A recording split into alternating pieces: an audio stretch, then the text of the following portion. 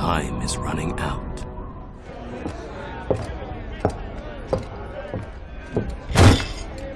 That's the only warning you'll get. Why would I? I need answers.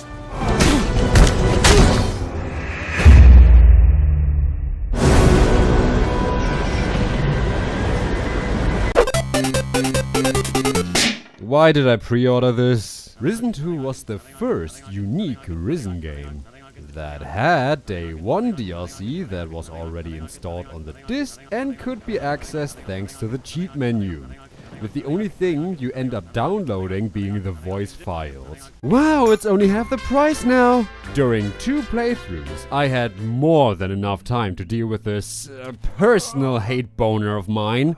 So, after all these years, do I still hate Risen 2, or did I actually look for... okay. Risen 2 is a semi-open world 3D action RPG that has tons of ideas for new mechanics and tries to integrate as many of them as possible. Let's check the back of the box in Jarman. This game has a flexible combat system,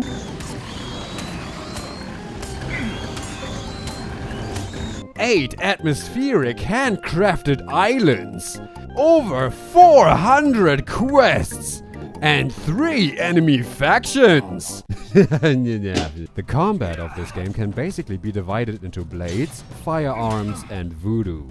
This is how you play blades.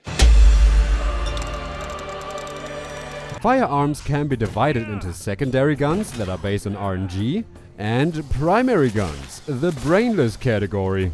You can do 4 things with voodoo. Make potions, make an enemy fear you, and force enemies to attack each other. Unless the game calls bullshit on you and your spells don't work. You can also summon a ghost to aid you with the Skull Scepter. That can only be accessed after killing your way through the hardest island in the game.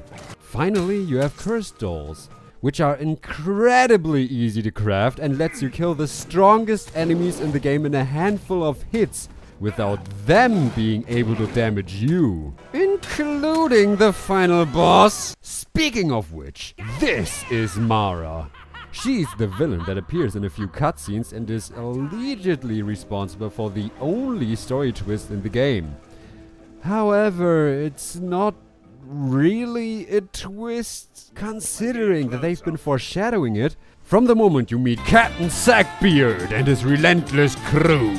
NPCs like these can teach you skills for gold, as long as you have the necessary talents for it. This time you spend your experience points on improving said talents because level ups are totally gone. It's a simplified system with balancing problems, but it works. That doesn't mean that Risen 2 works. It has many fantastic ideas, but none of them are properly implemented. Or fun.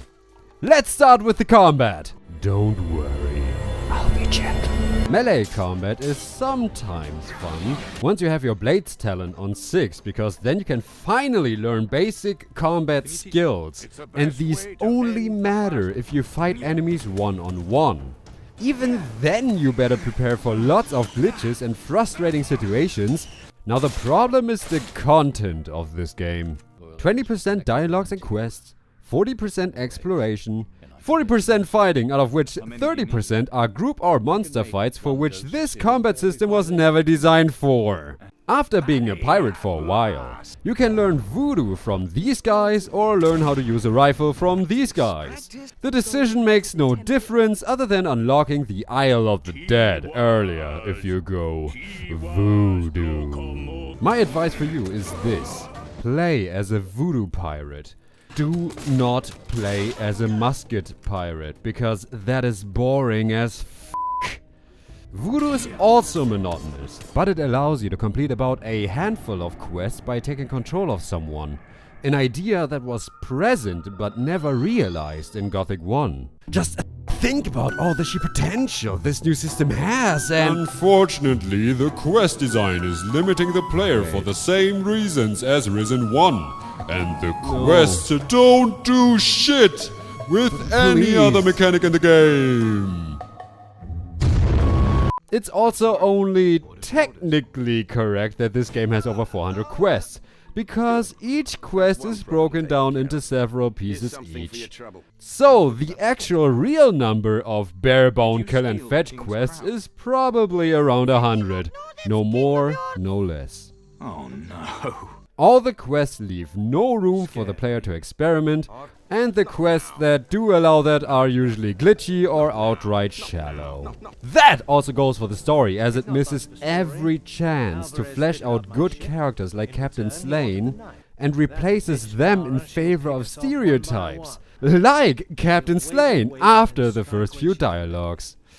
So, if you look past the zooming vegetation, the ugly combat finishers, that stealth, killing and beating literally have the only consequence of offending the NPC victim for 23.5 seconds, that save games ended up taking about 12 gigabytes on my hard drive, which also led to startup issues, that lockpicking is nothing but a very brain-dead, time-wasting minigame, that the minigames in general are bad and too simple at the same time, that you can't interact with regular NPCs or the world itself, that you can't use your abilities like intimidation whenever you want, that the item variation has been obnoxiously simplified, that several animations have been removed like eating, which often makes combat a competition of who can drink the most rum, but the digging animation still takes 29 seconds! I keep finding the same fucking loot on repeat, the bad and sometimes abysmal sound design, that your allies have a shred of personality that you can't interact with, the various plot holes, that the more ambitious boss fights boil down to throw spear and kill, the quick time events that punish you with death. Holy shit! This list goes on for another whole page. Risen through dark plant water, outdoors, shove that shit in your plant and make it grow. Just nice and clean. Fuck. Okay, pick it up again and shove it in. Nice. Fast traveling is much better, and finding treasure is more fun thanks to legendary items, which are unique objects that permanently buff your abilities. You can find those by reading the various books about them in the world. The ambient music is really good, with a great credits theme, and there's no way you won't end up broken in the end. Your allies have some severe hiccups at times, but they're fine-tuned enough to be of great help. The exploration, while not as much fun as in Risen 1 due to samey loot and less items that matter, is still very good and detailed. I legitimately sometimes had fun when I just rushed through the game as a voodoo pirate. So, is there anything more to the guilds? God damn it, I knew it. Risen 2 is a unique game that is sprawling with potential, which is also its most frustrating ambition. I would say its biggest mistake was that it completely misfires at the core of its own potential. It has many good mechanics and many good ideas, out of which none work well. It's very similar to Fable in that regard, with the difference being that Risen 2 tries to actively shove its poop into your face.